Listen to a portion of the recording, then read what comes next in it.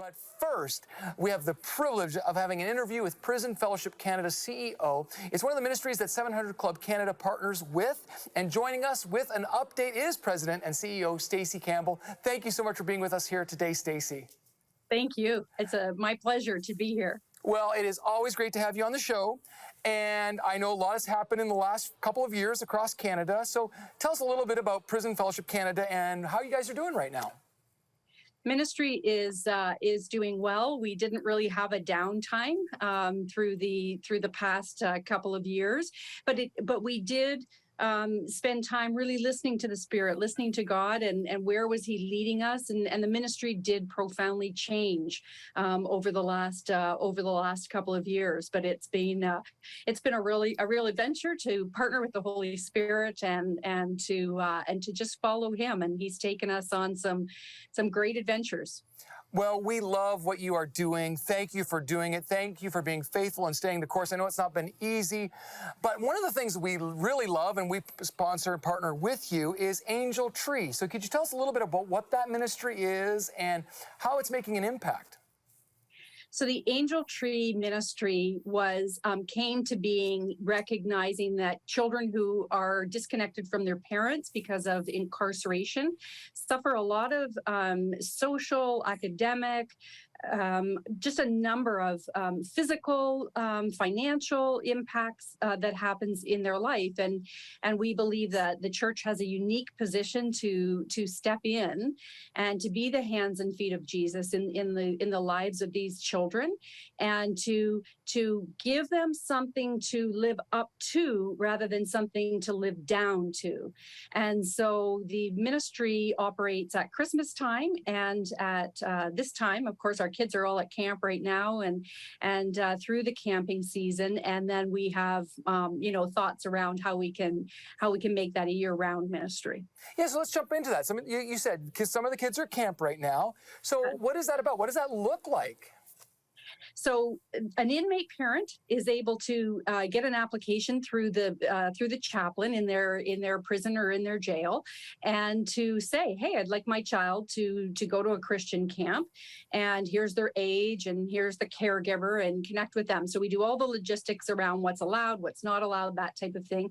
And there really are a lot of different scenarios. Some kids, the caregiver will come with someone on our staff team to drop the kids off at camp. Some of them, arrive in a bus. Some of them get picked up by a taxi. Some of them, there's a whole variety of how they actually get to camp. But they go away for a one week overnight camp in a vetted Christian camp, and get to learn life skills and boating skills and swimming skills and all these different things, and then just interact anonymously without anyone knowing what their background is. They just get to be kids for a week. I love that so much. I love it for a lot of reasons. I really think it reflects the heart of Jesus, in that these kids, through no fault of their own, find themselves in a situation that's very less than ideal. I also love it in the fact that Jesus loved children, and when we impact a child, I believe we impact generations. And so this is an amazing thing, but I can imagine there's some challenges associated with it as well. I mean, there's so many great stories too, but what are some of the challenges that you face in this? We face challenges with kids and what their social interaction is. We have to, some of the different camps, you have kids coming in that are maybe from neighborhoods that they're not used to, and so there's different social, trying to integrate them into that. Sometimes that can be a challenge. Sometimes we have behavioral issues, and those have to be addressed. But often, that type of thing is just having a child understand what the rules are, that they're loved, that we're not going to further marginalize them. A lot of testing goes on, for sure. Those kids want to know, are you for real?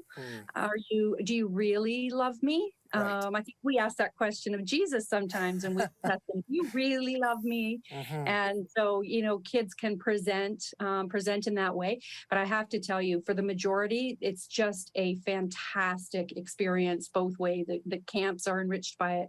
The kids are enriched by it. And we have 75,000 parents raising their children's children in Canada because of incarceration. And so the person back home, grandma or grandpa back home, is often getting a week of respite as well.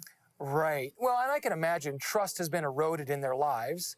So it would take a long time to build that up. And I think a week of consistent reaffirmation can be really helpful in a child's psyche. And of course, we know that the message of Jesus changes everything. And so I'm really excited about that. So now I heard through the grapevine, though, that there's some exciting things in the future for Angel Tree. So you want to tell me a little bit about those? For sure. So we are looking at ways of how can we integrate these children and make them part of our national community of reconciliation year round. So one of the areas that we're looking at is how do we connect kids to youth groups in their own communities year round, so that it's not just a twice a year touch point, but it's a year round touch point. You can't believe how many of those kids go back and then share on the phone with mom or dad who's incarcerated about what they've learned about Jesus. Right. And it just sparks off a whole new set of conversation in that way. So we're looking at that. We're looking at ways to provide hope to children that that education is possible in their future. So we're looking at those types of things and just what are the touch points that the children need year round. They not only need consistency in a week, they need consistency week after week, month after month, and year after year.